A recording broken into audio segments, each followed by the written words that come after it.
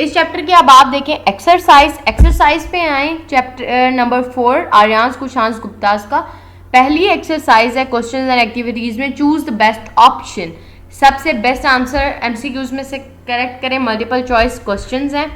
Number 1, the Shudras were referred to as, Shudras को किस तरह क्लासिफाई किया जाता था? Number A high caste, B warriors, C priests, D low caste. तो इसका आंसर है डी लो कास्ट, कि शूद्रास को बहुत नीची जात का समझा जाता था। Number 2, the Aryans were a group of nomadic tribes from, के आर्यंस कौन थे और वो लोग कहाँ के नोमैडिक ट्राइब्स थे? फ्रॉम सेंट्रल एशिया, वो सेंट्रल एशिया से आए थे, ऑप्शन सी। नंबर 3 पे आए, Kushan empire's greatest emperor was, Kushan empire का सबसे बड़ा अजीम बादशाह कौन था? ऑप्शन नंबर ए कनिष्का, इसका है ऑप्शन ए कनिष्का। नंबर 4 पे आए, Kanishka was the follower of, Kanishka कौन से मजहब का फॉलोअर था? ऑप्शन सी बुद्धिज्म, वो बुद्धिज्म का मानने वाला था। ऑप्शन नंबर 5 पे आए, the capital of Mauryan empire was, Mauryan empire का कैपिटल कौन था? ऑप्शन डी पटालीपुत्रा, इसका ऑप्शन डी है, पटालीपुत्रा के नाम से एक जगह है, ये मौर्यन एम्पायर का कैपिटल कहलाता था। अब आप आ जाएं ब्रीफ क्वेश्चंस पे, आंसर द ब्रीफ क्वेश्चंस। पहला शॉर्ट क्वेश्चन है, हु वाज चंद्रगुप्ता, चंद्रगुप्ता कौन था? हमने पूरे चैप्टर में चंद्रगुप्ता को बहुत डिटेल से पढ़ा है, तो अभी हम इसका आंसर देखते हैं और वहाँ से इसको स्टडी करते हैं कि समराइज करके। ये आंसर्स मैंने बहुत शॉर्ट फॉर्म में लिखे हैं, आप अगर चाहें तो आप इसको अब कुछ और ऐड इन्फॉर्मेशन करना चाहें तो वो आप कर सकते हैं, इसमें you are free. Chandragupta Maurya was the founder of Mauryan empire, Chandragupta Maurya Mauryan empire का फाउंडर था, यानी बानी था, उसने मौर्यन एम्पायर की बुनियाद रखी थी। He was born in Magadha from where he was driven out, वो मगधा में पैदा हुआ था, और मगधा पे कौन सी फैमिली उस पर रूल करती थी? नंदा फैमिली, ये आपकी बुक में लिखा हुआ है। मगधा में पैदा हुआ और वहां से वो अपनी फैमिली समेत निकाल दिया गया। He united with some leaders of Punjab to defeat Greeks and established the Mauryan empire, उसने क्या किया, जब उसको निकाल दिया गया तो उसने क्या किया कि वो पंजाब के इंडिया का जो पंजाब है वहाँ पर उसने जो अलेक्जेंडर दी ग्रेट की बाकी यूनानी फौज बची थी उसको हराने के लिए उसने क्या किया, पंजाब के कुछ रहनुमाओं से, पंजाब के कुछ लोगों से मिल गया वो, और वहाँ पे उसने एक आर्मी बनाई जिसके मिल के उसने ग्रीक आर्मी को हरा दिया, और वो जो जगह उसने फतह की वहाँ पर उसने मौर्यन एम्पायर की बुनियाद रखी। यह था चंद्रगुप्ता का introduction. Question number 2, what were the links between Gandhara art and Kushan, Kushan art और गंधारा आर्ट के अंदर क्या रिलेशनशिप था, क्या ताल्लुकात थे, किस तरीके से वो सिमिलर हो सकती थी या नहीं, उनके बीच में क्या रिलेशन था। When Kushan took control of Gandhara, the contact between Kushans and Chinese in Central Asia affected the influence of Indian ideas. जब कुशान्स ने एक गंधारा का कंट्रोल हासिल किया, गंधारा हिमालयन माउंटेन्स के करीब एक जगह है, the contact between Kushans and Chinese in Central Asia affected the influence of Indian ideas.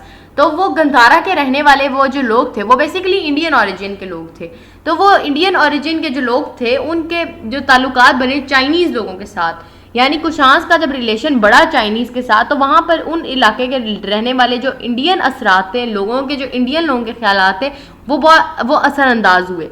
Buddhism made its initial appearance in China due to it, और गंधारा आर्ट और कुशान के ताल्लुकात की वजह से बुद्धिज़्म चाइना तक फैल गया। Question number 3, explain the importance of अर्थशास्त्र फॉर चंद्रगुप्ता मौर्य, चंद्रगुप्ता मौर्य के लिए अर्थशास्त्र की क्या अहमियत थी। तो पहले तो पता हो आपको अर्थशास्त्र है क्या। अर्थशास्त्र एक बुक थी, कोतिलिया नाम के एक बंदे ने लिखी, और उसमें उसने क्या बताया, डिप्लोमेसी के बारे में, कुछ मईशत के बारे में और कुछ फौजों के बारे में। उसने ये बुक लिखी थी बहुत पहले। चंद्रगुप्ता मौर्य का वो मुशीर भी था जिस आदमी ने ये बुक लिखी। तो चंद्रगुप्ता मौर्य ने इस बुक को किस तरह यूज़ किया, उसके लिए क्या इंपॉर्टेंस थी, अब देखें। Chandragupta Maurya established the law of the state and the rules of his government on the teachings of अर्थशास्त्र। चंद्रगुप्ता ने अपनी रियासत में जो कानून बनाया या अपनी गवर्नमेंट का जो रूल्स रेगुलेशंस बनाए, जो कवानीन बने उसकी सल्तनत में, वो सब के सब अर्थशास्त्र में जो लिखी हुई थी बातें उनकी को बेस पे बने। और अर्थशास्त्र is a book about diplomacy. Diplomacy से रिलेटेड एक किताब है, यानी इंटरनल रिलेशनशिप्स के बारे में किताब है कि मुल्क के अंदर आप किस शख्स से कैसा बर्ताव करेंगे। डिप्लोमेसी का मतलब ये है। इकोनॉमिक पॉलिसी, आपकी रियासत कमाएगी किस तरह, आपकी रियासत में मैशियत का क्या निज़ाम होगा। एंड मिलिट्री स्ट्रेटजी, और हम अपनी सेफ्टी के लिए फौज को किस तरीके से तैयार करेंगे। ये सब था अर्थशास्त्र में। Question number 4, who was Kanishka? Kanishka कौन था? Kanishka is the greatest known empire of Kushan empire. Kushan empire का सबसे ज्यादा अमीर जाना बादशाह था ये। Being a third empire, the state expanded geographically to the west. जब चूंकि ये अपनी रियासत का तीसरा बादशाह था, इससे पहले 2 बादशाह और आ चुके थे कुशान एम्पायर के, तो इसने तीसरे बादशाह होने के तौर पे इसने बहुत सी जंगें लड़ी और अपनी एम्पायर को बहुत ज़्यादा वसी किया। To the west, Indus valley civilisation तक इसने अपनी जो सल्तनत थी उसको वसी किया, यानी जंगें लड़ी और जगह फतह की। He was a follower of Buddhism and preached it through out his rule. और वो एक बुद्धिज्म का फॉलोअर था, बुद्ध मत रिलीजन का फॉलोअर था, इसलिए उसने अपने पूरे जो भी उसका टाइम पीरियड था जब तक उसने रूल किया, उसने बुद्धिज्म को फैलाने की बहुत सी कोशिशें की। क्वेश्चन नंबर 5 और लास्ट शॉर्ट क्वेश्चन है, व्हाट आर स्टूपास? स्टूपास क्या होते हैं? Stupas are Buddhist shrines built to celebrate Buddha's achievements. Stupas क्या होते हैं? बुद्धिस्ट श्राइन्स होते हैं, बुद्धिस्ट रिलीजियस बिल्डिंग्स होती हैं जिनको इसलिए बनाया जाता है ताकि बुद्धा, गौतमा बुद्धा यानी जो इनका फाउंडर है रिलीजन का, बुद्धिज्म का, उसकी जो अचीवमेंट्स हैं, उसकी जो कामयाबियां हैं उसको सेलिब्रेट कर सकें, वहाँ पर इबादत वगैरह कर सकें। The Ashokan stupas are most popular that still exist today. Ashoka के ज़माने में, अशोका कौन था? चंद्रगुप्ता मौर्य का डिसेंडेंट था, मौर्यन फैमिली का ही एक बादशाह था। अशोकन स्टूपास, उसने जो स्टूपास बनाए वो बहुत पॉपुलर हुए, बहुत मशहूर हुए उस वक्त भी और आज भी वो एग्जिस्ट करते हैं। The great Sanchi stupa is declare as world heritage site. और अशोकन स्टूपा में से ही एक स्टूपा है जिसका नाम है सांची स्टूपा, और वो आज भी वर्ल्ड हेरिटेज साइट, आलमी सकाफती विरसे के तौर पे महफूज है। आज भी लोग उसको देखने के लिए जाते हैं। आपके शॉर्ट क्वेश्चंस एंड हो गए, डिटेल्ड क्वेश्चंस पे आए, लॉन्ग क्वेश्चन पे आए। पहला लॉन्ग क्वेश्चन है, describe the social structure of Aryans. Aryans का सोशल स्ट्रक्चर क्या था, यानी उनकी सोसाइटी जो थी वो किस तरह फ्रेम थी, सोसाइटी के मामलात किस तरह डील किए जाते थे, कौन डील करता था और क्या क्या उनकी सोसाइटी में लेवल्स थे। Aryans developed a caste system in the society. Aryans ने अपनी सोसाइटी में इक्वालिटी को तरजीह नहीं दी। उन्होंने कहा कि हमारी सोसाइटी में हर शख्स जो है वो ऊपर ऊंचा नीचा जात पात का निज़ाम होगा। उन्होंने आर्यंस ने अपनी सोसाइटी में जात पात का निज़ाम डेवलप किया। Brahmins, Kshatriyas, Vaishyas and Shudras were the castes. और क्या क्या उन्होंने जात रखी? ब्राह्मण्स सबसे ऊंची जात, यानी जिसमें कोई मौलवी या दीनी लोग या टीचर्स आते थे।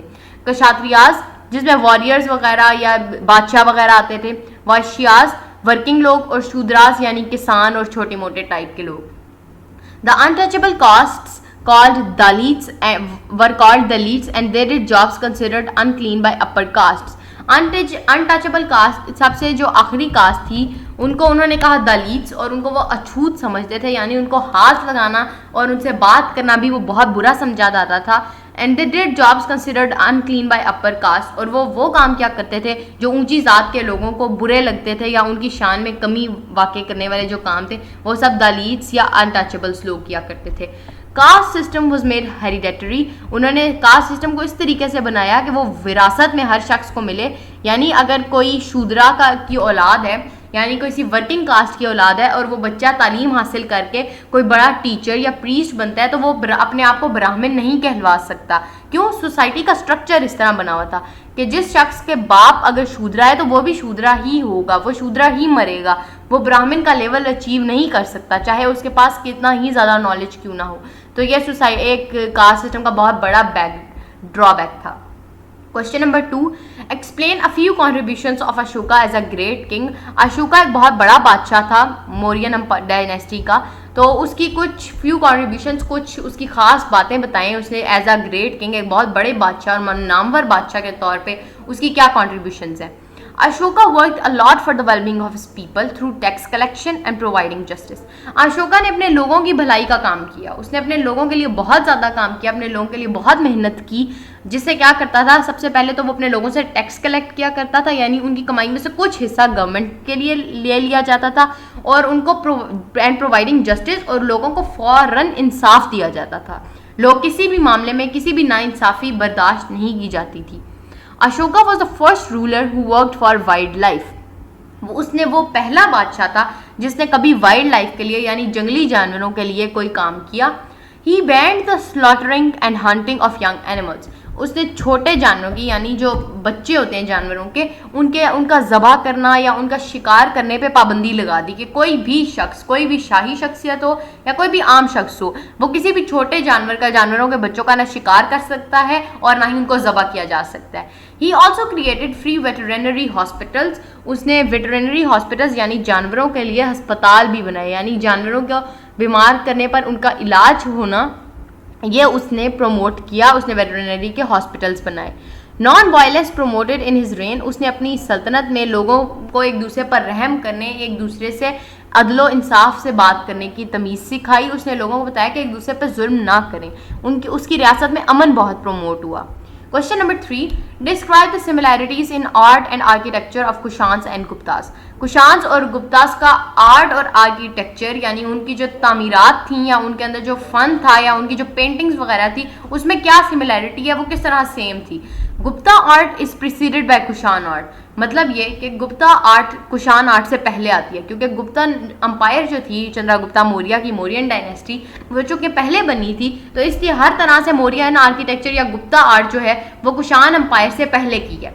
Gupta art and Kushan art both include the construction of stupas and Buddhist arts. इन दोनों की आर्ट में जो सिमिलैरिटी है वो ये है कि या तो इनके यहाँ स्टूपास की कंस्ट्रक्शन कॉमन है, बिल्डिंग्स बनाई जाना और बुत बनाए जाना, एंड बुद्धिस्ट आर्ट्स और बुद्धिज्म से रिलेटेड बुद्धिज्म के जो दीन है उसको प्रीच करने की जो भी आर्ट है वो कॉमन थी। Sculptures displayed the beliefs and arts of Buddhism in both dynasties.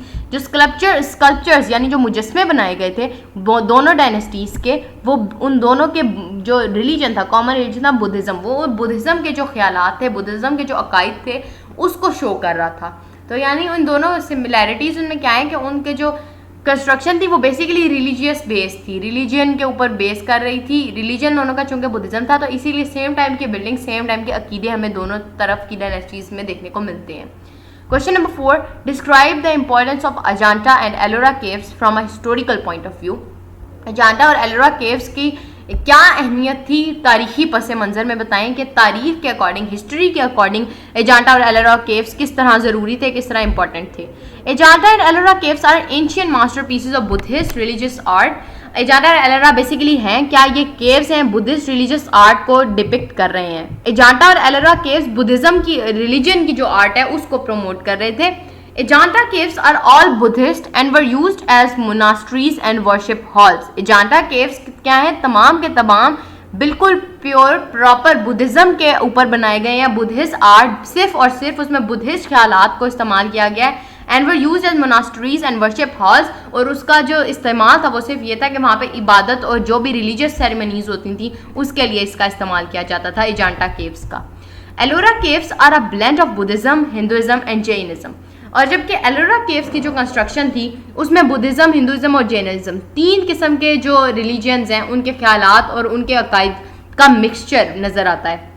Ellora caves were used as monks monsoon retreat and a resting place for merchants and pilgrims. Monks monsoon retreat, ये मैंने आपको कल भी बताया था कि जो बुद्ध मत रिलीजन के मानने वाले थे वो सर्दियों के मौसम में केव्स के अंदर जाकर छुप जाया करते थे और वो बाहर नहीं आते थे, और मॉनसून के मौसम में जो उनका छुपना था उसे हम कहते हैं Monks monsoon retreat. Ellora caves में वो जब छुपते थे तो वो एलोरा केव्स में जाकर छुप जाते थे।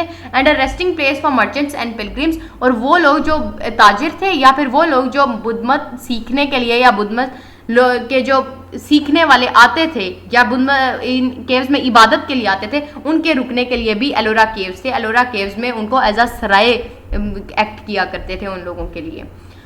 क्वेश्चन नंबर 5 और लास्ट क्वेश्चन है आपका इस चैप्टर का, long question. What was Ashoka strategy for promoting peace in his empire. Ashoka की क्या स्ट्रेटजी थी, अशोका ने अपनी सल्तनत में अमन और सुकून को किस तरह फ़रोग दिया। Ashoka was stirred by the bloodshed due to wars. आपको पता है, हमने पढ़ा था अशोका एक बहुत जंगजू किस्म की नेचर रखने वाला बादशाह था। तो जब उसने बहुत ज़्यादा जंगें लड़ी तो स्टेड वो बहुत मुतासिर हुआ। ब्लडशेड का मतलब है जो खून रेजी होती है जंगों में, वो उससे बहुत मुतासिर हुआ, बहुत बुरा इफेक्ट उस पर आया। So to widen his empire's frontiers तो उससे चूंकि वो मुतासिर हो रहा था, तो इसलिए उसने क्या प्लान बनाया कि अपनी रियासत को अगर वसी करना है, अपनी रियासत को अगर उसने अपने इलाका बढ़ाना है, तो Ashoka decided to conquer the hearts of people by the religion. उसने सोचा कि मैं बजाय मार कुटाई और जंग और खून रेजी के जरिए जो जगह फतह करूं, उससे बेहतर है कि मैं अपने लोगों के दिल जीतूं उनकी रिलीजन की बेस पे। He promoted non violence in people by helping them and justice. उसने लोगों को इंसाफ दिया और उस अपने रियासत के अंदर अमन सुकून को फ़रोग दिया। His soft orders and laws are known to us by the writings on Ashoka's pillars. और उसके जो अहकाम हैं या उसकी जो भी बातें हैं जिससे पता चलता है कि उसने अपनी सोसाइटी के अंदर अमन को फ़रोग दिया, अमन का क्याम उसने बहुत फोकस किया। वो अशोका ने जो पिलर बनाए थे अपने ज़माने में, अशोका पिलर्स के नाम से, उसके ऊपर जो लिखाई हुई है उससे हमें अंदाज़ा होता है कि अशोका के ऑर्डर्स किस तरह के थे। आपका एक्सरसाइज भी चैप्टर की ख़त्म हो गई। Thank you very much. अल्लाह हाफिज़। अगर आपको कोई और क्वेश्चन हो तो आप हमसे पूछ सकते हैं, आपको आपके हर क्वेश्चन का आंसर मिलेगा। Thank you very much. अल्लाह हाफिज़।